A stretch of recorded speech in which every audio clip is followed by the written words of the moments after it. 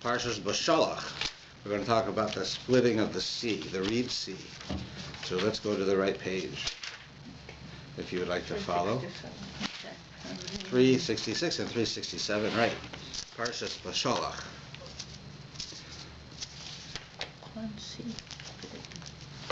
So it begins, Vayi Beshalach Paro es Am, and when Pharaoh sent out the people, Lo Nacham Elokim derech Eretz Plishtim, and it says that Hashem did not lead them by way of the land of the Plishtim, Ki Koravu, because it was close.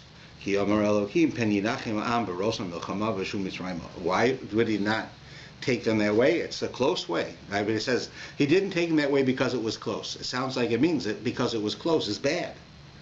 You'd say, well, no, it's good. You want to go the way, you want to take a shortcut.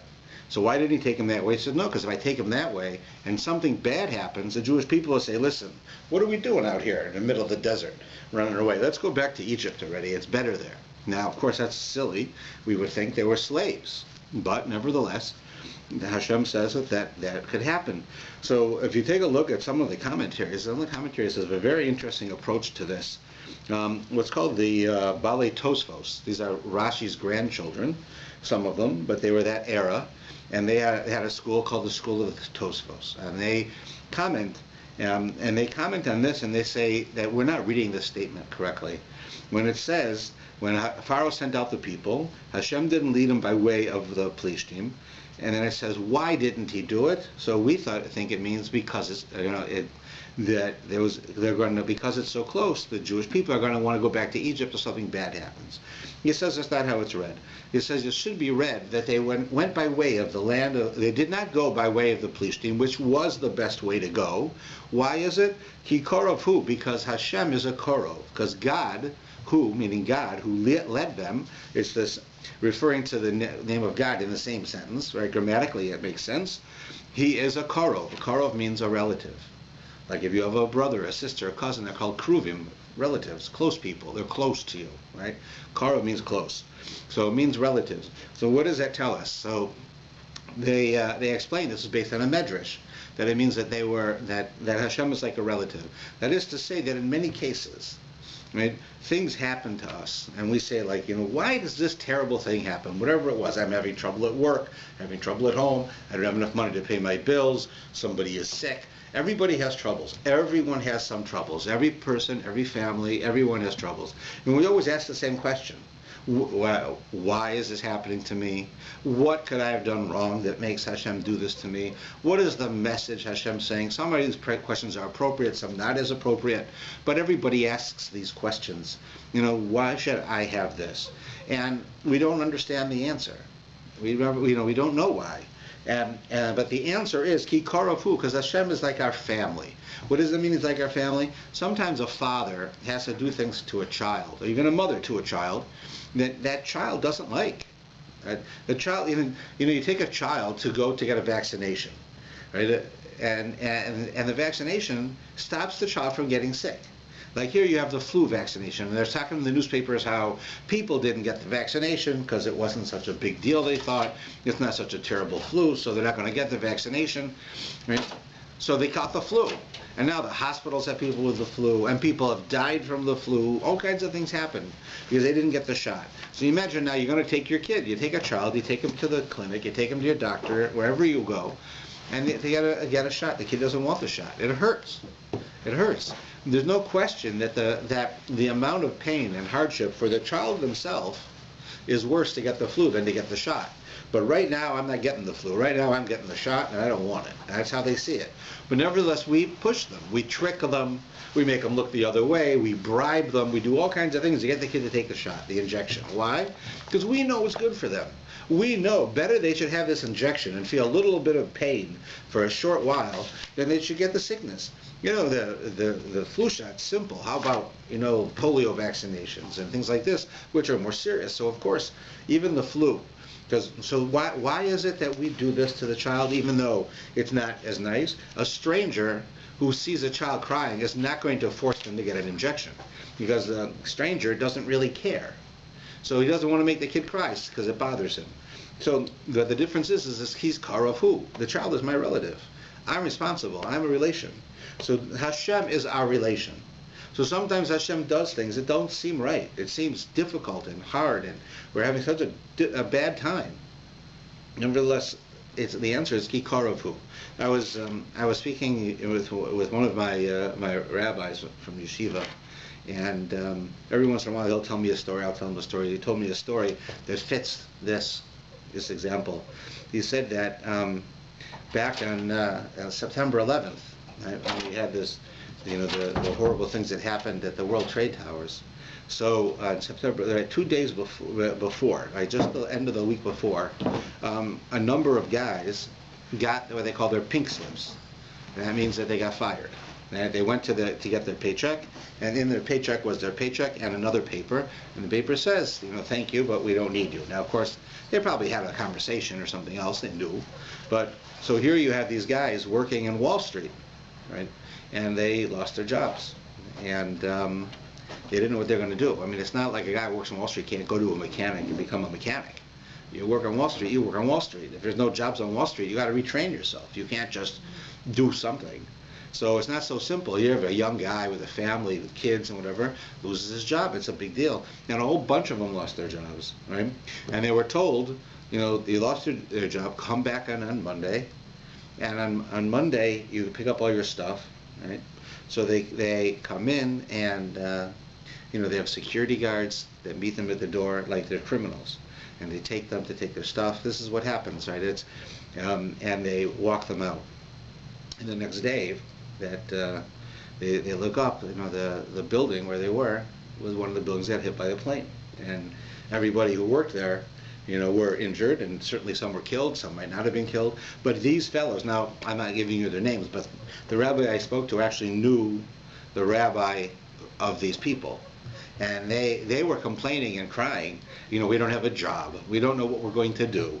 Why is Hashem doing this to us? Here I work hard, I go to the best schools, I have a family, I'm responsible, I don't drink, I don't smoke, I don't do things I shouldn't do, I keep the mitzvahs, I'm careful for my family, and he takes away my job.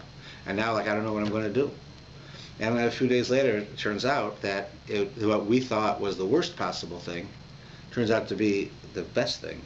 That because of all the good things, it turns out that their lives were saved, these two guys, because they got fired right before 9/11. And because of that, they weren't there when it happened. And all these other people were injured and killed and at the very least psychologically damaged for a long time. These people had nothing happen to them because they weren't there, because they would have been fired. So what originally they said, Hashem, what is he doing this to us for? We're not bad people. Why are you doing that to make us like this? Actually, is Kikarofu. He's like your parent. He's like a relative. A relative does things, sometimes you don't understand it, but it's for your best. Right? And that's what it's saying here. So it says it says in the beginning of the PARSHA that Pharaoh sent the Jewish people out, and Hashem led the Jewish people out into the desert. But he didn't take them in the best way. The best way would be go through the land of Plishtim. It's easiest, it's closest, and it would get them to where they're going faster. Right? It's a shortcut. He didn't take them that way. And he says why he didn't take them is because something might happen. And the Jewish people will say, what are we doing out here in the desert? Let's go back to Egypt. It was better there. That's what it says. But we can understand that the answer is that Hashem did this, Kikarov, who? Not because the land of the Plishtim was the closest way, because Hashem, who is Hashem? Hashem, he is close. He's close. He's a relative. And he did this. And so therefore we can understand that a bit better. And it goes on then, and it says, Vayikach Moshe es atzamos Yosef imo. So here it says that they're traveling along. The Jewish people are, right, a whole nation of people that go out with weapons. Right? They're going to take care of themselves. And they're ready, because they're a nation now. The other nations of the world could attack them. They're a sovereign nation. So the people are going to come in and they're going to attack them. So they were prepared. They took out weapons from Egypt with them. And it says, but Moshe didn't take a weapon. It says instead of carrying a weapon with him, he carried the bones of Yosef. Vayikach atzamos Yosef imo. He took the bones of Yosef with him.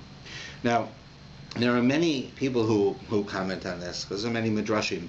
One of the most famous ones is that it says a wise person is the one who takes mitzvahs. So it tells the Medrash tells a story like this, and it's an interesting story. It says that there was once a fellow who couldn't make a living. He just couldn't make a living. And he was working and working and working, and he couldn't support his family. and it was terrible. They were starving. And he finds out that there is this island that's far away from where he lives. But on this island, their economy is not like our economy. And there they have precious jewels just laying in the sand on the island. And all you have to do is go to the island and pick them up, put them in your pocket, and come back, and you'll be a wealthy person. It's hard to get to the island, and it costs money to get to the island, and it takes a long time to get there and to come back. But nevertheless, if you do this, you go through all the effort and all of the time and all of the pain, you will have these jewels, and you'll come back. So it says that the fellow goes, and he decides he's going to take it, and he saves up his money and buys a boat trip. Now, the boat only goes once a year. It's very far on the other side of the world. So he gets, finally the time comes, months and months and months pass, he has the money, he buys tickets on the boat. The boat goes for a long time. Finally you see the island. They tell him, okay, here's your island. He gets off the island. Now we'll be back in a year to get you. The boat only comes once a year. So he gets off the island, and true to what he was told, he looks in the sand, and there's all kinds of red and blue, sapphires and all types of beautiful precious stones. So he starts filling his pocket with them. He's filling it and filling it and filling it and filling it. And he starts to get hungry. He says, no problem, look, I'm a rich man. I got pockets full of diamonds and sapphires and rubies. I'll just go into town and I'll buy something to eat with one of them. I'll take a little tiniest one. Could buy me enough food for a long time. So I'll go in, I'll go to a restaurant, I'll buy something. So he goes in, he wants to go to a restaurant and buy something. But so they say to him, okay, you're a stranger here. Do you have money to pay? Yeah, no problem. I got a pocket full of diamonds. I can pay. He says, diamonds? What are you, crazy? Diamonds is dirt. It's on the ground. And then you pick up a diamond. You can't pay for food with a diamond. A diamond's not worth anything. So here, in this island, it's not worth anything because they're free. But in our world, they're worth a lot. So he's in trouble. What's he going to do? So he asks him, what is it that you use for money here? He said, well, money here is, of course, based on something that's rare. Right? So what's rare for us is animal fat. It's a little island. We don't have much animals. And the fat of animals we use for heat, we use for cooking, we need to eat some of it. That keeps you healthy a certain amount. So we need we have animal fat. Animal fat is what we use. That is our money. That's how we're going to be able to do commerce, is with animal fat. Guy says, okay, how do I get animal fat? All I got is a pocket full of diamonds. What am I going to do with it? Where am I going to get it? So I tell him, well, you go down there and you take a job. Right? You can work, whatever the guy needs, and they'll pay you in animal fat. It's fine. So he goes and he gets a job. He's got a year. He can't go anywhere for a year. So he puts away his diamonds, and he goes and he starts getting animal fat by working. And then he's able to buy food. And after a while, it turns out that he's pretty blessed. While at home, he was a poor guy. He was like he had nothing. Here in this island, he's successful. And he starts gathering animal fat, and more animal fat. He becomes like a really rich guy filled with animal fat. Of course, and that's money. So he can sell it, and he can buy things. He can do all kinds of things with it. But he is like one of the richest guys on the island because of all he was a successful at all this animal fat, right? And so he goes and he's living his life and he's staying on the island and he's doing really well. So now it's time for the boat to come. He sees the boat coming over the horizon. A year's gone by. So he says, I'm a rich man. I got burlap bags full of animal fat. So he takes all his animal fat and he fills up his burlap bags. And he fills up his pockets, fills everything with his animal fat. And the boat comes and he takes it all out to the boat and he puts it on the boat and he goes. So as they're traveling on the boat, it takes a long time to get back. Right? There's no refrigeration. And the animal fat starts to spoil. And it stinks, right? Terribly. And they don't know there's nothing they can do. He gets back to where he lives, and his wife, for a whole year, hasn't seen him. His kids, she had to take care of herself and the kids with no money for a whole year. So she's saying, my ship's come in. My husband's back. He's got all the jewels. So she comes back in, and she says to him, oh, we're so happy you're back. We can pay our bills, and we can have everything. So, where's the stuff? So he goes over here. He takes the tarp off the hold where they keep all of the things on the ship, and it's filled with animal fat, which is stinking because it's all spoiled from the sun. And she says, what did you do? I sent you to get diamonds and jewels and rubies, and you come back with animal fat? Are you crazy? What is this animal fat? And he suddenly realizes at that moment that he had gone for a year. He had put up all of his money to go for a year. All he had to do was pick up the diamonds and the rubies and the sapphires and put them in his pocket and come back. Instead, he became involved with the life on the island, and he started getting involved in the commerce on the island, and he has all of his animal fat, and now he's coming back to our place, and he brings the animal fat, and it's a waste of, it's nothing, it's worth zero, it just smells up the whole place. And he accomplished nothing. He realizes this, and he passes out. I mean, he can't handle it. He just faints. And then a while later, he comes to, and he's in the hospital, and his wife's with him, and she's wearing nice clothing, and his kids are there, and everybody looks nice. And he's being treated in a hospital, which is a big deal. I mean, he had no money. So it turns out that the man had made a mistake, of course, and he had given up what he was supposed to do, and he got involved in the everyday life of this island and forgot that animal fat's only worth something there. But when they came back and they took his clothes off to put him into the hospital, they found in a pocket one little tiny diamond that he forgot to take out of his pocket. A little tiny diamond, and it was worth enough money that they were able to live off that diamond. So when we learn here that it says that a wise person takes mitzvahs, that's the point. The Jewish people left Egypt. What did they do when they left Egypt? They took all the jewels and the silver and the gold from the Egyptians. We learned that last week. That was how they lived. It said that Hashem said, you are going to go to Egypt, you're going to be slaves, and when you leave, you'll be wealthy. So Hashem made it so that before they left, the Egyptians would let them take anything they wanted. So they all had silver and gold and candlesticks and all the stuff that was worth a lot of money, right? And they're leaving Egypt. But Moshe doesn't take any of that. He doesn't take the silver or the gold. He takes the bones of Joseph, because they promised Joseph, we're going to take you back to Israel. So he takes his body back to Israel. And it says that's how we know a smart person takes mitzvahs. Right? Moshe knew it's a mitzvah. Taking the bones of Yosef is a mitzvah. Taking the money is not a mitzvah. Right? Moshe understood what's the real commodity of this world. What is the real way of doing business in the world we live in? Are mitzvahs. Because ultimately that's where you get your real reward. In the world to come, you get mitzvahs. In the world to come, they don't need sapphires and gold and silver. That smells like spoiled fat in the world to come. They always say that in the world to come, you can't write a check. The only check that they take in the world to come is a canceled check that's made out to charity and cashed already.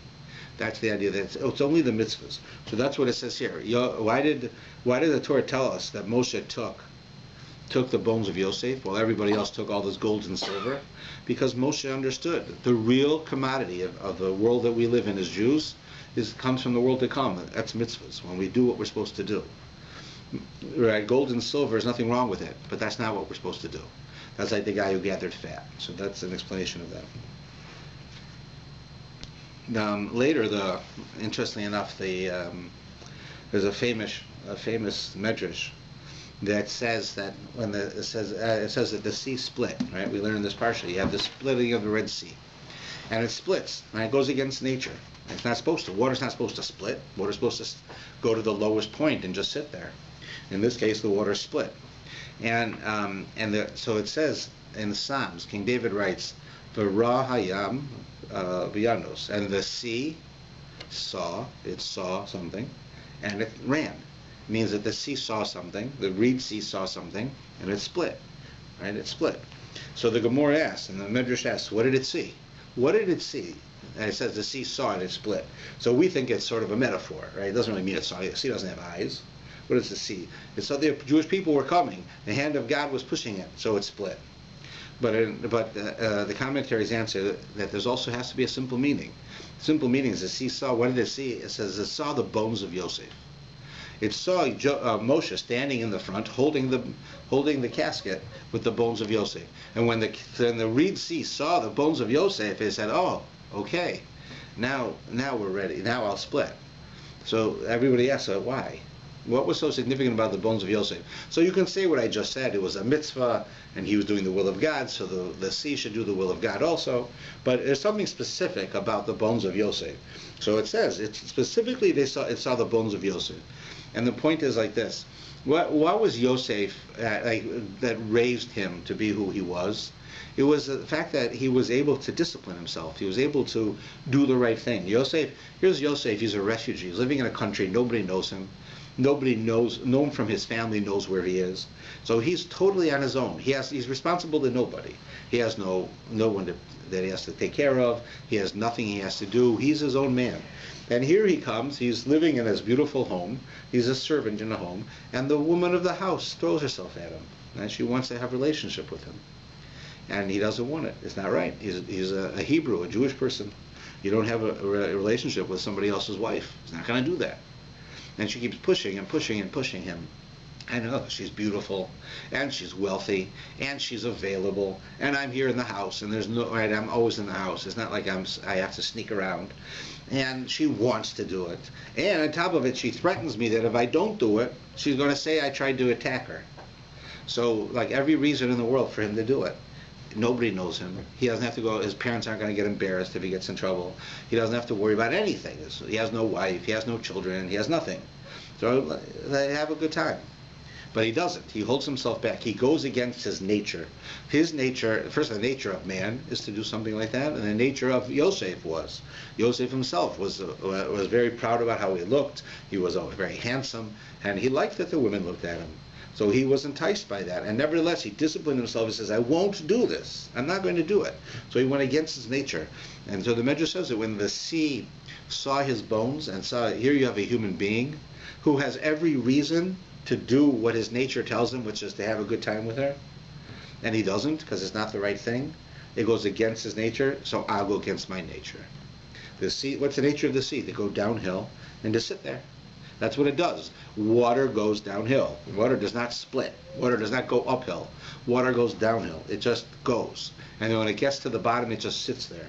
For the sea to split, it has to go against its nature, how it was created.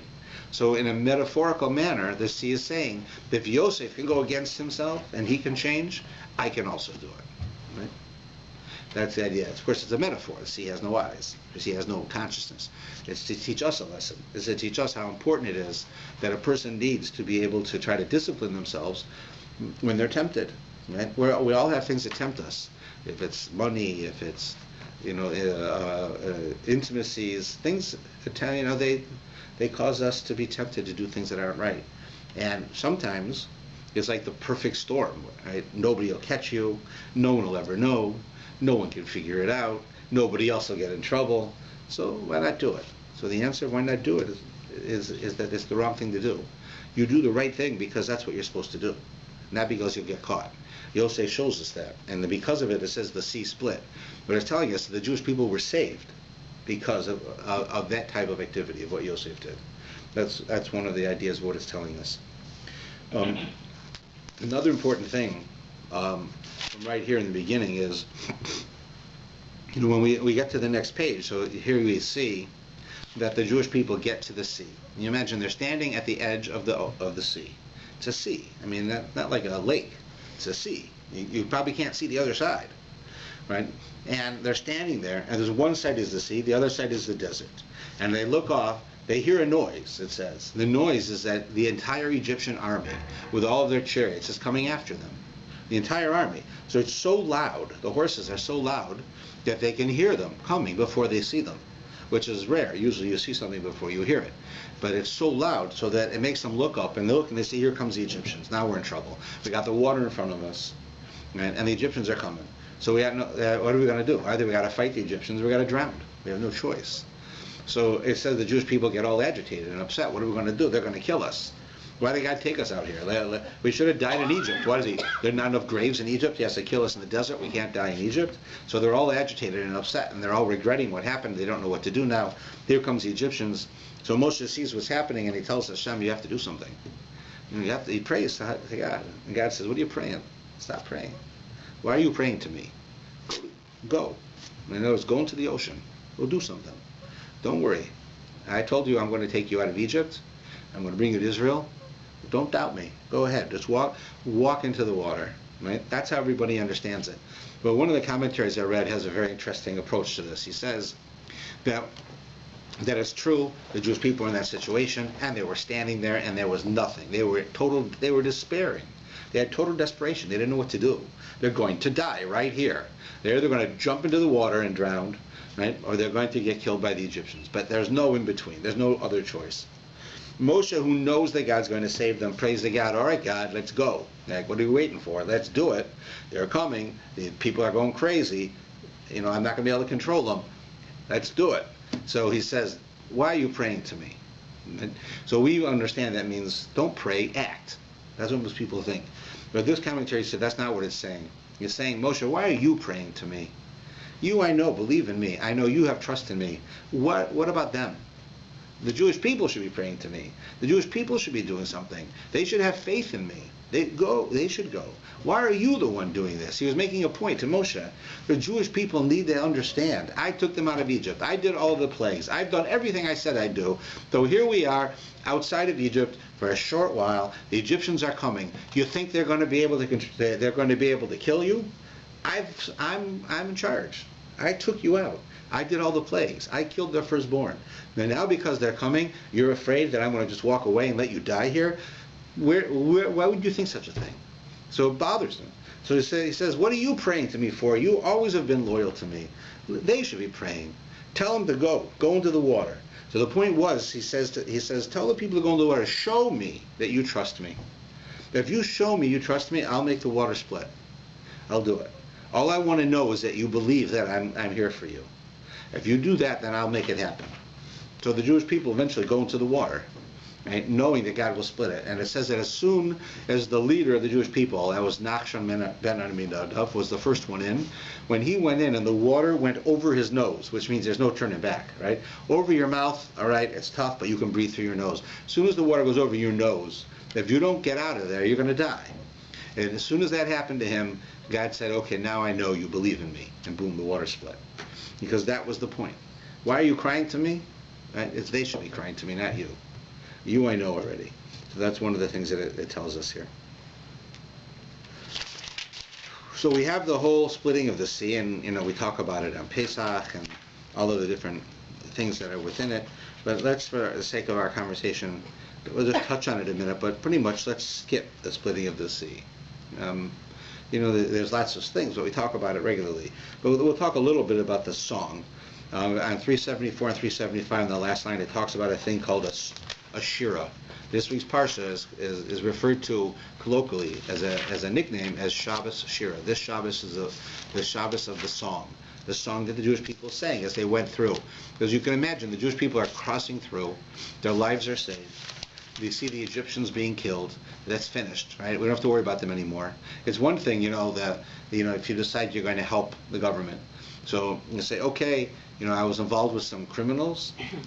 I'm going to help the government now. I'm going to put the criminals in jail. But you know that they're going to put you in witness protection. They're going to send you out to Alberta somewhere. You're going to live in the middle of nowhere, right? But they'll find you. Right? The bad guys will still find you. They can still find you. But the Jews don't have to worry about that because they see the Egyptians being killed right in front of their eyes. So not only are they free, and God says he'll take care of them, they don't have to worry about their enemies either. They see them dying. So they get into this state, and it's a spiritual, emotional, intellectual state of being where a song just comes out of them. Because they're becoming so attached to God at this point because they see what he's doing for them right in front of their faces. They start this song. So they sing this song. It says, Az Yashir Moshe, and then Moshe will sing. And it goes through this whole long song, which is extremely deep. Staff, everyone should shut down and then restart again your computer. Thank you. So he goes through this whole song that the Jewish people sing, and then Miriam, his sister, she says that she leads the women. She takes out some instruments, and the women come, and they also sing, and they also do things on their own.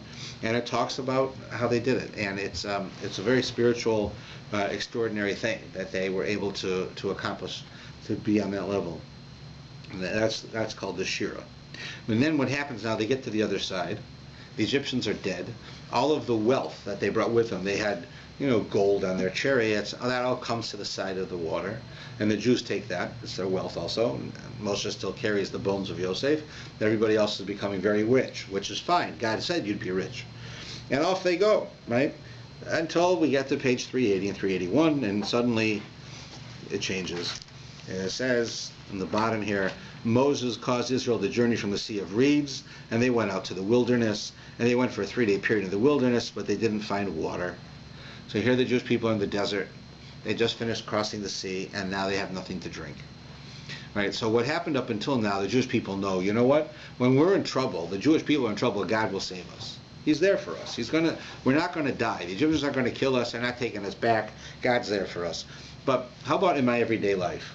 Me. Am I so important that God's going to intervene for me? Like, can I count on God for me? Or is it only on us? On the Jewish people? There's a destiny. The Jewish people have to exist. The Jewish people have to continue. We have a goal in the world. We're here to make the world an ethical place. So God's going to do what He can for us. But me, they can do it without me. So does God care about me, or does He only cares about the big group? So here we find out the answer to that question, because here they're thirsty. Right? This is not like a big deal. They're thirsty. In fact, the next time we see it, they want meat.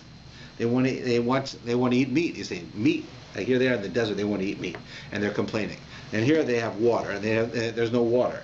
So here's an example that affects the individual, right? Me personally. And we have to. So now they say, well, there's no water for 3 days. We're going to die, right? So they don't expect that God's going to intervene for me to have water. And especially it says they come to Marah, but they couldn't drink the water in Marah because the water was bitter. Marah means bitter. That's what the word means. So it says that right? So here it's bad enough that God sends them out of Egypt. They cross the Red Sea. They go for 3 days in the desert without anything to drink. Finally, they find an oasis in the middle of the desert, and the water is bitter. They can't drink it. So they complain. They go to Moshe, and Hashem tells Moshe, put this special stick from this tree into the water. It'll sweeten the water, and the water will be better. And there's a lot to say about that. But before we get there, there's a very interesting part. It says, this is Vayavo Marasa, and they went to Marah. I'm going to read the Hebrew, but we said the English. V'lo yochel lishtos mayim, and they couldn't drink water. Why? Mimara. Right? They couldn't drink the water from Marah. Why?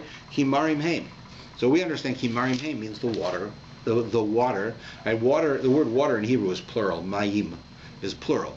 So in order to say the water was bitter, so you say Himarim because plural, because water is plural. Haim also plural, meaning that the waters were in plural were bitter.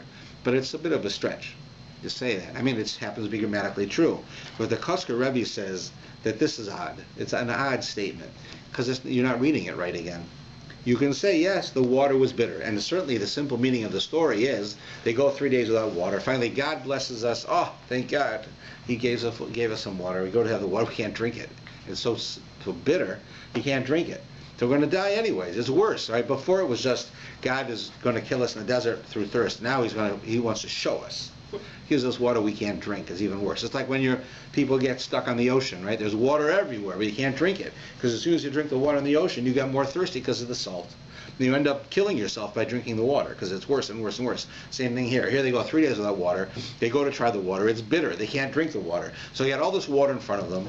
They have a promise that God's going to save them, and they're starving. They're thirsty to death, right? From dehydration and from not having anything to drink. They're going to die.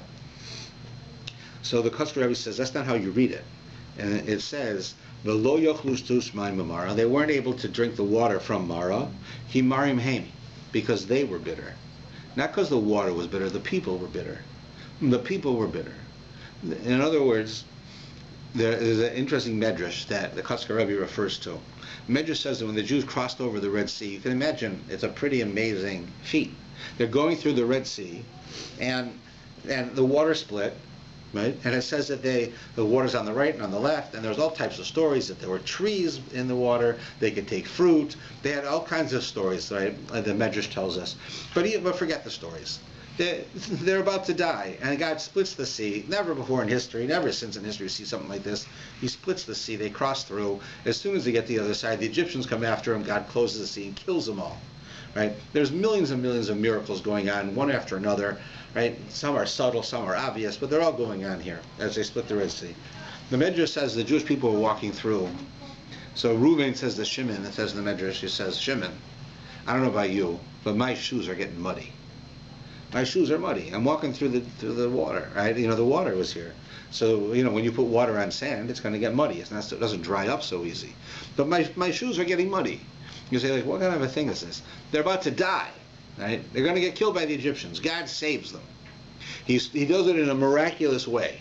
He splits the sea and says, go into the sea. You can walk through the sea. No one else will be able to do this. Only you can do this. And they go in and they're coming out and they say, you know what? I got these beautiful, Prada shoes, and they're ruined. They're all muddy. I'm going to walk around the rest of 40 my time in the desert. I got to walk around with these shoes on. They're all muddy. They're complaining. You say, what kind of people are going to complain? The kind of people, right, who are bitter. That whatever you do for them, they have something to complain about, right? That's the famous joke about Jewish people do that, right? That there's always a draft, right? It's not warm enough. It's too warm. It's this. It's that, right? It's true. It's true. There's everybody complains. You don't have to be Jewish to be a complainer, but since we are Jewish, we hear it, right?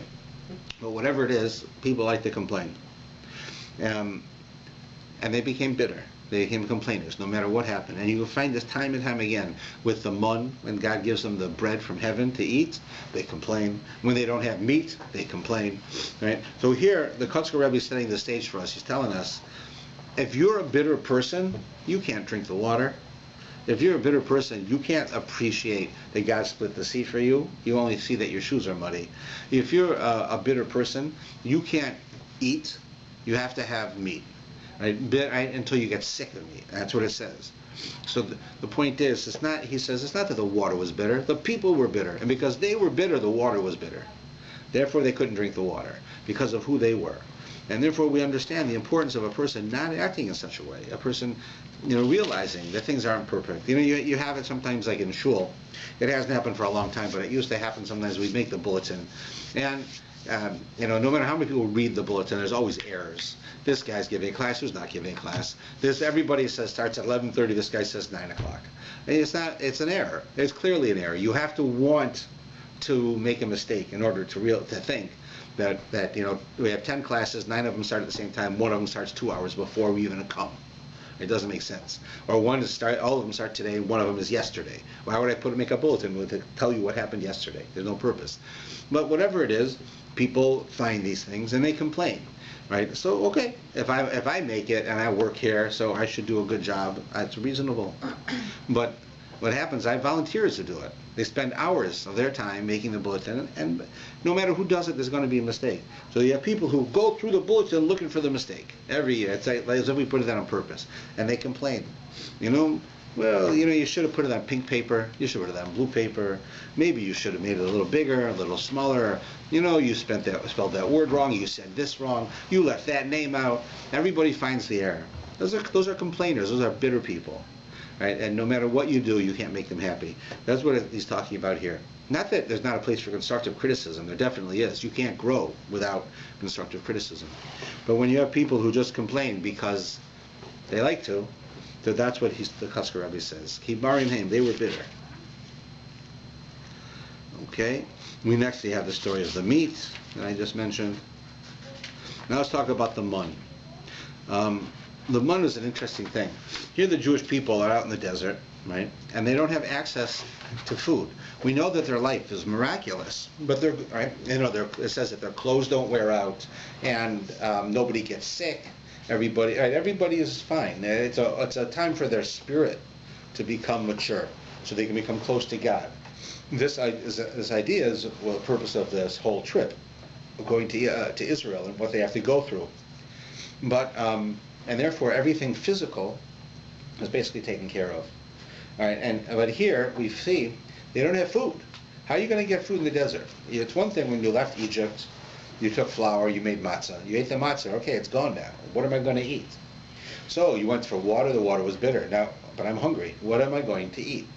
So God sends down this mun. Mun, right, is a gift that comes from God, and it's like bread. There's many miraculous things about it, but it's like bread. And it came from heaven, right? And every morning when you got up, you would go outside, and you'd find everyone got an omer, that's an amount of mun. They got a certain amount that they needed for the day. If you took more, when you got home you had an omer. If you took less when you got home you had an omer. Whatever it is you took, you ended up with the amount that you needed, which was an omer. Every person in the family got their own, and they ate it. If you left it over because you're afraid tomorrow God won't give me, it would spoil. If you take too much, it would spoil. You only got what you needed. And that's exactly, no matter what you did, that's what you got. And this mun was this miraculous food. They say it tasted like anything you wanted to taste like. If you had, you know what? I wish I was back in Egypt, because in Egypt they got great espresso and cheesecake. So then your mun would taste like espresso and cheesecake. That's what it would do. Whatever you had in mind, that's what it tasted like. Right? That's one of the sad things, is that people, later on they complain and they say this mun disgusts us. It's disgusting. It has no taste. So they're telling you is that these people have no imagination. If you have imagination, you have hopes, you have ideas, right? It tasted like something. It tasted like whatever you wanted. But if you had nothing in your head, then it tasted like nothing. But that's an aside. So here they get the mun, right? And it's out there, have to go get it. Now, there's a very interesting thing about this mun, because it says like this. God tells Moshe to tell the Jewish people, go out every morning and go gather the mun. You can go out for your family or yourself, and you gather it. But every member of the family gets one omer. That's a measure, like 1 quart, let's say, or 1 loaf of mun for each family member. So go out and get it, bring it back, and that's what you'll eat for the day. That's yours. And then tomorrow there'll be more. Right? And God promises this, and this is what will happen every day except Shabbos. That happened. On Friday you got twice as much, and it didn't spoil, so that you got to keep it over for Shabbos. Right? But it says the following: each person should go out. You shouldn't take more than you need. You shouldn't take less than you need. And the amount that you need is 1 omer for each person. Right? So then it says they would go out. If they took more, they still would weigh it, it'd have an omer. If they took less and they came back, they'd weigh it, it'd have an omer, no matter what they took. So if that's the case, I understand why you wouldn't take more, because God won't let you eat it. He only lets you have an omer. So if you bring back more than you're supposed to have, you did extra work, and it doesn't benefit you. So the first time you do it, you come back, you only have an omer, you say, well, that's stupid. I'm not going to go around and collect 2, and do all that extra work to take an extra one, and then come back here and it disappears. So what should you do? The Jewish people are smart. They'll say, this is what they'll do. They'll go out there and just get them 1 little piece. And they'll say, I'm not going to go gathering it all over. I'll just take 1 little piece, because when I come back, it'll be the right amount, right? Except it says in the Torah, you're supposed to go out and gather an omer. That's what you're supposed to do. You're not supposed to take more, not supposed to take less. You're supposed to take an omer. But it says if you happen to get more or less, because you're not walking around with a scale. You're a person going out in the desert, right, collecting stuff. So if you're off a little, so God made it work. It was miraculous, no matter what you brought back. But if your intention, you'd go out there and you had an intention, I'm going to get less. I'm going to bring back less, so why should I work? I'll go take a little bit, I'll come back, it'll be enough. So I can do it in 5 minutes. Everybody's out there for an hour. I'm going to take 5 minutes, I have more time to watch TV. Right? So the guy goes out, right? So the point is that there's a message here that Hashem is sending to us. The message is that Hashem will give us the food that we need. He says, you need an omer. You don't need 2 omers. You will live, and you'll be healthy, and you'll be satisfied with an omer. That's what you need. He's telling you, I created you, I know what you need. This is what you need. You go out and get an omer. If you think, I know better, right, I'm going to get an omer and a half, or what, I'm a dummy? No matter how much I get, I still have an omer. So I'm just going to take 1/5 of an omer, and then they'll make it into an omer. He says, that doesn't work. Even though God provides for us, right, He provides for us, we have to put in the effort. We have to work at it. We have to be a part of it. We can't just say, oh, well, God, you want to give me an omer? So give me an omer. I'll stay in bed. I'll watch TV. When Oprah's over, there'll be an omer sitting on my counter. No, that's not how it works. You got to go get it. You have to do it. You need to get the omer. You can't just rely on God. This is where we have this struggle. On the one hand, you have people who say, I'm a self-made man. Everything I have, I worked for. Everything that comes to me is because I'm smart, because I work hard, because my parents gave me all the advantages. Now I'm going to go out and do it myself. I'm a self-made millionaire. On the other side, you have people say, what do you mean? God takes care of me. I don't got to do nothing. God will take care of me. I can sit home and watch TV all day. God takes care of me. Both of them have a point. There is no question that God will take care of you. And there's also no question that if you work at things, you'll see, if you go to work, you get paid. I mean, there is a direct relationship between effort and receiving reward. That happens. But Hashem is telling us that neither of those are really true. There is a truth to them, but they are not the true way of doing things. The truth is, I support you, but I expect you to play a role. You're a part of the team. I'm not going to do this for you. I'm going to do it with you. When you go to work, it's not that your work brings you money. I'm bringing you the money. But if you don't go to work, you don't do something, try to help, try to do something, then I won't bring it to you. You won't have it. So that's the point. The point is that I said earlier, when Hashem said, we came to the conclusion that the Jewish people understood that when they came out of Egypt, God will take care of the Jewish nation. We have to exist. We have to make the world a moral world. We have to get the Torah. We have to go to Israel as the nation. But me, if I'm there, I'm not there, what do they care? Right? As long as the Jewish nation goes, I could starve to death. So the answer is no, you can't. God cares about every individual just like he cares about the nation. How do we know? Because when you have to go get your food, you have to know that God's giving you the food, but you're not going to get it unless you put in the effort. It was the same thing with the splitting of the sea, like I told you before. When Moshe is standing on the side of the sea, the Jewish people are going berserk. Right? The Egyptians are coming. They don't know what to do with themselves. They're either going to have to drown in the ocean, and they don't have anything ready to go swimming. Right? Or they're going to have to get killed by the Egyptians, and they're not looking to do that. They could have stayed in Egypt to be killed by the Egyptians. They didn't need to go through what they did. So now, what are they going to do? So they go crazy. They don't know what to do. So Moshe prays to God, which is the logical thing. And God says, what are you praying to me for?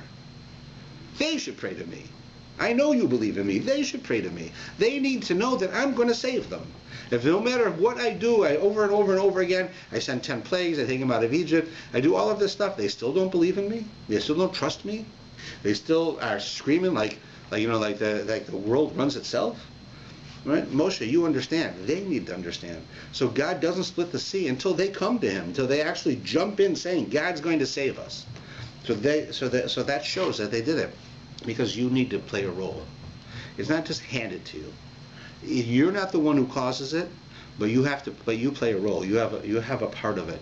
It's one of the things we learn, and the world was created. So you see that we learned that there are a number of names of God. Right? There's many things different between God and man. The Talmud gives us many examples. But one of those is that the name of a human being, man meaning human being, is a definition of who that person is. Every one of you have Hebrew names. Those names define you, perhaps in ways you don't even know yet. But they have ways of showing parts of your personality, parts of your soul that you have no way of knowing. It's prophetically as your name. So a name of you, a name of a thing, defines the thing. But the name of God doesn't, because you can't define God. It's too vast. It's too impenetrable. You can't understand it. So God uses names to describe how he relates to us. Sometimes he relates as a judge. He has to judge us. Sometimes he relates as a father. Sometimes he relates as a king. Sometimes he relates on a distant level. Sometimes he's very close. Whatever the case is, right, God relates to us in different ways. And whenever he relates to us in a different way, he uses a different name. Okay? You have a name that's called Shaddai. It's right, the name of God. And that means, the commentaries say that, what does that name tell us? What does it connote? Why is that name special? Because it is a conjunction of two words, or a number of words. It says, Hu Sha'amar Dai, he who said enough. That's the name of God. What does it mean, he who said enough? That God said, okay, I'm going to create the world.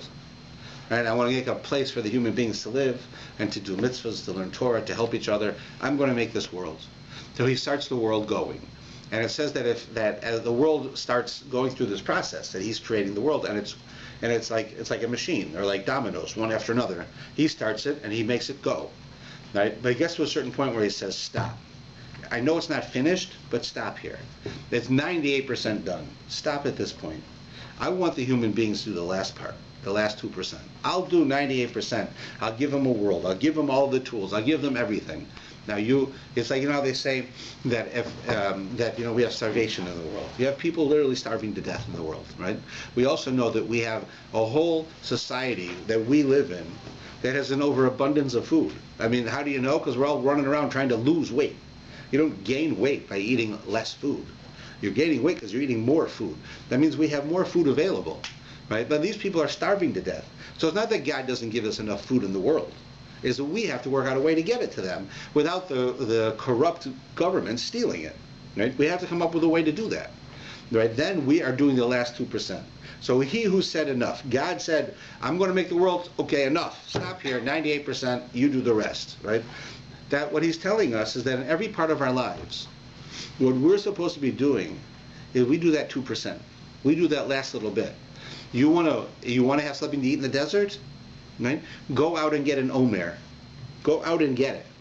But you get a little less, a little extra by mistake, it'll still be the same amount. Because you're not the one who's providing the food. I'm providing the food. But I won't provide it for you unless you contribute, unless you put in some effort. Right? You want to be saved in the split of the Red Sea? That's fine. I'll save you. You don't have to save yourselves, but you got to put in the effort. You got to believe in me and jump into the water. You jump in the water, I'll split the sea.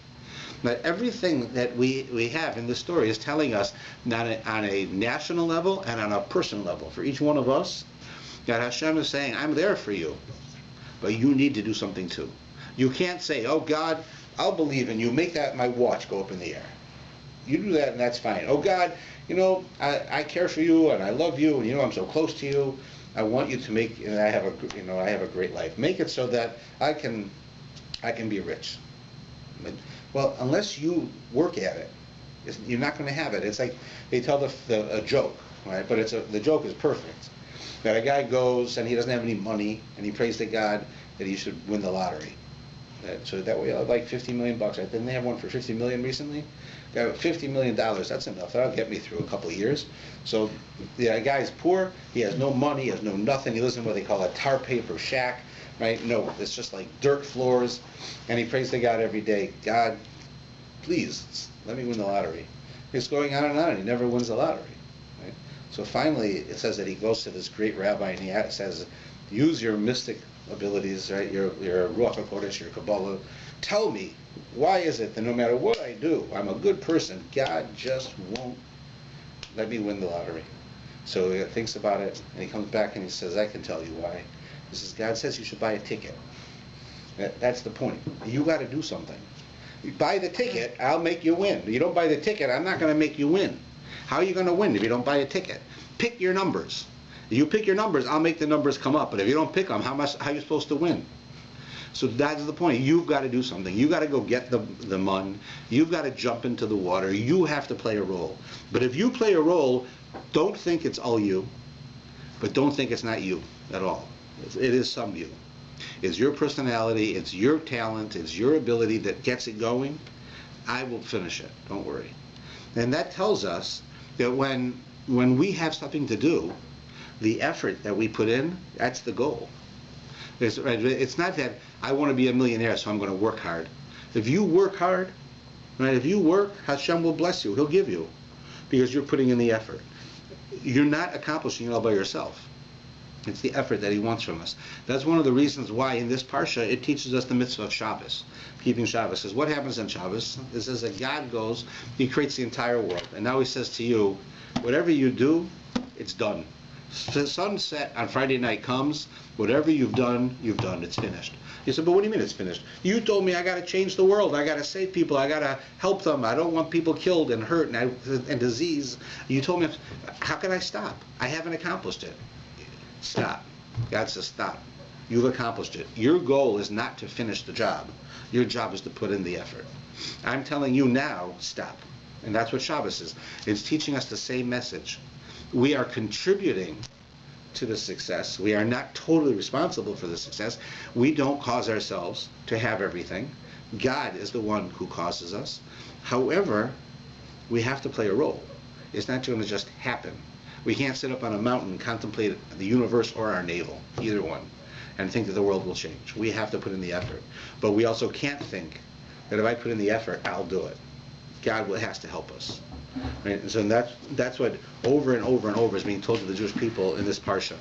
And that is an underlying message that God is teaching us, because we're about to become the Jewish people, right? In a few, very, very soon. I mean, if you look at the parshas, literally next week, we get the Torah. When we receive the Torah, that means we're on the road. That's it. We got it. Now we have a job to do. God has made us to the Jewish people with the Torah. Now we know what to do. So before he gives us the Torah, he tells us this message. I'll take care of you as a nation. Don't worry about that. But you got to take care of yourself. And if you take care of yourself, I'll take care of you personally. Right? You won't accomplish it yourself, but I'll help you. And that's what he says. Before you get the Torah, before you go off to be the Jewish people, before anything, you need to know this. And it's a message that we need to know, because it affects our lives too. Every day of our life, we have the same thing. Right? We have to play a role in the success of our children.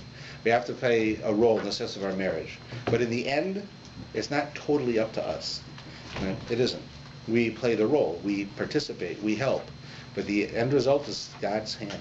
God's going to make us rich, not make us rich. He's going to give us children who are easy to raise or not. Children who are going to go in the right way or not. Certainly we contribute one way or the other, but if we contribute and do the best we can, so God says, I'll take care of the rest. The rest is not your responsibility. That's my responsibility, and he does. So that's what the parsha tells us. Any thoughts? Thank you so much, Rabbi. And what happened to those Jews who didn't pick up enough man? It means less than Omer, if they did it on purpose. Well, it doesn't say that if they purposely didn't take enough mun. I would guess that just like it tells us, which is normal, what people would do, normally what people would do is they take too much. They'd say, like, look at all this mun, right? Maybe I won't get any tomorrow, or maybe I don't need to go tomorrow, all right? I'll take twice as much. And it says that it would go from being this food, it would turn into worms. It would become, which was an amazing thing, of course, because it didn't come from the earth, right? So usually worms would come to something that's spoiling because they smell it, and they go to it in order so that they can eat it. The smell is what attracts them. So if you have a dead animal, for instance, bugs go to it because they're attracted to the putrefaction of it. But this comes from heaven. It has no putrefaction. It has no organic substance inside of it. So the fact that it turned into worms is a miracle. So the fact that as soon as you brought home as much as you needed, anything that was extra was destroyed. Anything that you didn't eat, you said, I'll save it till tomorrow. I have extra, I'll save it. It was also destroyed. So I would think the exact same thing would happen for a person who also bought less. He may get the right amount, and he may not. I'm not sure. But there was a clear penalty for going out with the intent of not getting the amount you're supposed to get, getting less. Because the mitzvah was get this amount, not more, not less.